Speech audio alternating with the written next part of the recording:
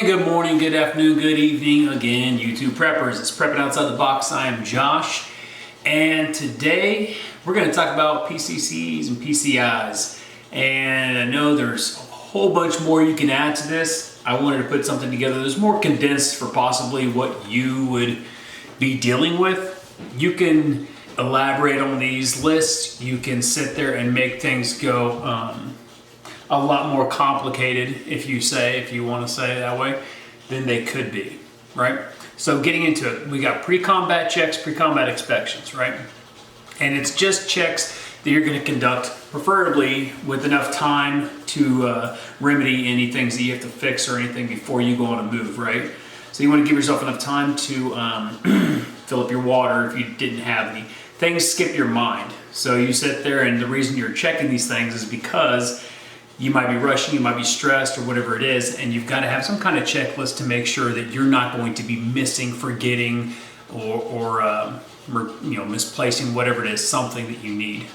But anyways, so some things you want to look for, and these are just, like I said, some things you want to look for, things that I think more or less pertain to what you would be dealing with, as opposed to an actual unit or something, right?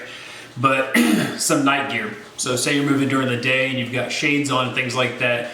Do you have a set of Clear Eye Pro? Something that's not going to be so dark at night. You can actually change them in and out just so you still have protection of your eyes, but it's not going to hinder your vision, right? Things like that. Sleeping system, if you guys are planning on being on a run for a long time or whatever it is. Or extra batteries if there's any extra batteries left. I know I had a comment like that before, but right now we still have batteries, and we'll have batteries for a little while. So just saying, if there's things that are applicable, do you have them if you need them, right? Your weapon, right? So you're checking weapon, and you can break this down, and all of these categories can be broken down into so many things. That's why I said a checklist is good. But your weapon, making sure it's good. Comms, so you want to make sure that you're doing checks and all that kind of stuff, like way ahead of time before you head out, and then before you head out, things like that, to make sure you're still good to go with your communication between your team if you have any. Food and water, making sure you have enough water on hand for whatever you're going to be doing, maybe a little more. Having some kind of food to replace all that stuff, all that energy you're going to be burning. So making sure you have some of that, checking over your ammo, making sure your stuff's loaded, you're ready to go. Like I said, you get stressed out, you forget things, you misplace things. So you're making sure things. I'm not trying to insult anybody's intelligence, but this is a good little checklist to go over. Again, medical. So where's your tourniquet at? Do you have your IFAK put together? Are you missing something? Did you use some of your gear on the last time and never replace it? So think about things like that. Nods, if you have them, check on serviceability and if they work, things like that. Batteries. Cold weather gear. Is it going to be some overnighter or some long trip or whatever you're doing? And do you have the applicable gear for the weather, right? Whether it be cold or hot, but I put cold weather gear down because, that's terrible. Anyways, another one, and this isn't going to always pertain to anybody, maybe depending on how cohesive your team is or whatever, but some kind of marking or signaling gear or equipment. Maybe you're marking off stuff you've done, where you're at, whatever, some kind of signaling equipment. But anyways, that's just some things you want to look for when you're going through all these checks. Like I was saying, things that are missing, misplaced, whatever it is, need to be replaced, whatever it is. But keep them in mind. And again, you can add to those. If you got some things you think are really important, put them in the comments section, just so all of us think about it. But that's just some things that you want to make sure you're checking on before you go out. Skipping these things I do think can risk lives, or potentially just make you have some kind of a incomplete task or mission or whatever you want to say you're doing, right? So you go out and you don't have, a serviceable weapon or something like that, and you get in conflict. Now all of a sudden you've put your team and yourself at risk, right? As an example.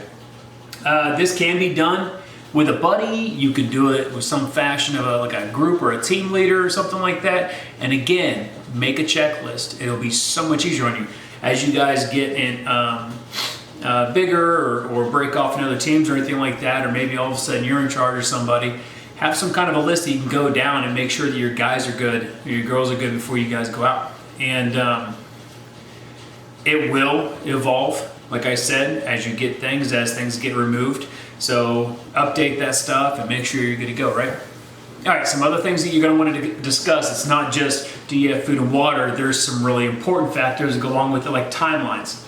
So does your whole team, your group, whatever it is, the people moving around with you, do they know the timelines for when you're leaving, when they have to be ready to go, when you're hoping to be at certain points along the way, when you're hoping to be there, time of day, all that kind of stuff, right? So your timelines, how you're going to be moving, right?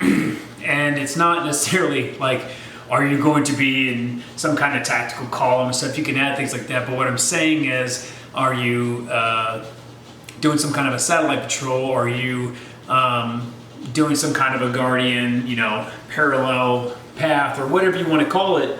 Are you doing separate movements? Are you doing it all together? Is there a certain guy maybe that has equipment that is more important to have towards one area or the other? So your placement and things like that. So how you guys will be moving as a team, right? Specific routes. And when I talk about specific routes, I'm talking about your primary, your secondary, tertiary, emergency, all of those pre-planned routes that you had. Another reason preppers to get into, have a compass, know how to use it, have a map, know how to use it, know where you're at, remember your terrain. But you get those routes mapped out, so all of a sudden when you're moving, maybe your satellite patrol or something says, hey man, this is a no-go, go to your secondary route, or whatever it is, and you guys can adjust on the fly, right? So you want to make sure you know that kind of stuff. Objectives, rally points, and things like that, right? But have that stuff memorized, I guess. Make sure you guys know it before you head out. A comms plan. And I've done this before. I talked about it in a video a while back, having a PACE plan, right? Your primary, alternate, contingency, and emergency line of communication. It always depends on what side of SHTF you're on, how far down you are. It does evolve also, so just keep that in mind. Some kind of casualty plan, what you're going to do if someone goes down, whether it be from some kind of contact or if it's just an injury or whatever it is, what's your plan to deal with that. Another one, so vehicle, your mode of transportation, doing checks on it. You know what it is, it's fluids. Is your gear locked down where it is? Do you have everything, your tires, the ability to change tires, things like that, right? So check a vehicle. All right, so hopefully your group or whatever has been together long enough, or you'll have enough time to hopefully run a couple different scenarios maybe before you're just thrown into all this kind of stuff, if we ever, God forbid, have to be. And a lot of this obviously is for down the road. I like to plan way down the road, so this is stuff that, it's already gone bad and you're planning ahead, right? But hopefully your team gets together and they're able to do some drills, like vehicle down drills, whether it be from contact or whatever, if you're, change a tire, to getting contact on your patrol and stuff. Like, what are you gonna do? What's your plan, right? And plans always go to shit, just remember that, but you try to have some kind of a basis to work off of, and that's what you're going for. Lastly, some sort of continuity chain of command, because you don't want to sit there and go into all this and then not know what's going to happen when this guy goes down, who's in charge, you know what I mean? So figure out who's going to be, and if you are in charge, be decisive. Don't be the guy that's second guessing every single thing you do. Be decisive. As always, if you have any questions, reach out to me. I'm glad to answer them if I can. If not, I will point you in the right direction.